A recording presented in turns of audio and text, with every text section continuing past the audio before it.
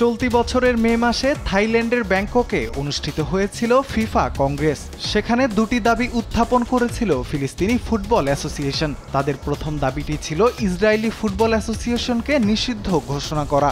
এছাড়া তাদের দ্বিতীয় দাবি ছিল ইসরায়েলি জাতীয় ফুটবল দল যেন ফিফা আয়োজিত কোনো প্রতিযোগিতায় অংশ নিতে না পারে। এক্ষেত্রে তাদের যুক্তি ছিল ইসরায়েল ফুটবল অ্যাসোসিয়েশন ফিফার বৈষম্য বিরোধী নীতি লঙ্ঘন করেছে। অবশেষে ফিলিস্তিনের সেই অভিযোগের তদন্ত করার ঘোষণা দিয়েছে বিশ্ব ফুটবলের নিয়ন্ত্রক সংস্থা ফিফা। বৃহস্পতিবার ফিফা জানিয়েছে ইসরায়েলি ফুটবল অ্যাসোসিয়েশনের বিরুদ্ধে ওঠা বৈষম্যের অভিযোগের তদন্ত করবে ফিফার ডিসিপ্লিনারি কমিটি। সেই সিদ্ধান্তে সন্তোষ প্রকাশ করে বিবৃতি দিয়েছে ফিলিস্তিন ফুটবল অ্যাসোসিয়েশন। গত বছরের ৭ অক্টোবর থেকে ফিলিস্তিনের গাজায় সশস্ত্র গোষ্ঠী হামাসের সঙ্গে যুদ্ধ করছে ইসরায়েল।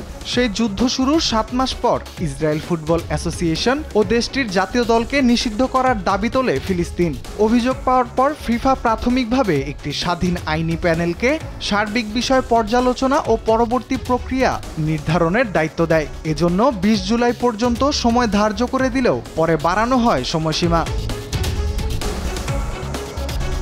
বিষয়টি নিয়ে বৃহস্পতিবার জুরিখে ফিফা কাউন্সিলের বিশেষজ্ঞদের বিশ্লেষণ সুপারিশ তুলে ধরা হয়। সেখান থেকেই সিদ্ধান্ত আসে পিএফের অভিযোগের ব্যাপারে তদন্ত করার। এ বিষয়ে ফিফা সভাপতি জিয়ানি ইনফ্যান্তিনো এক বিবৃতিতে বলেছেন,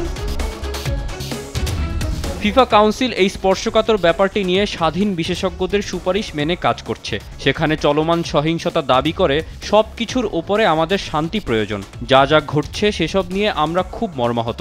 ভুক্তভোগীদের প্রতি সমবেদনা জানাই। তাৎক্ষণিকভাবে সেখানে শান্তি প্রতিষ্ঠা করতে আমরা সব পক্ষের প্রতি আহ্বান জানাই।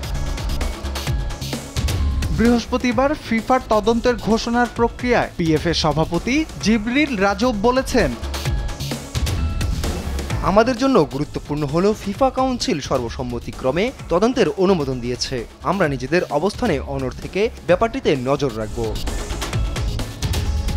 বিষয়টি নিয়ে বিবৃতি দিয়েছে পিএফএও। সেখানে বলা হয়, ফিফা কাউন্সিল কর্তৃক অভিযোগটি একটি দক্ষ বিচারিক সংস্থায় পাঠানোর সিদ্ধান্তকে আমরা স্বাগত জানাই। আমরা আমাদের দাবির ন্যায্যতা বিষয়ে সুনিশ্চিত ও বিচারিক সিদ্ধান্তে আস্থাশীল।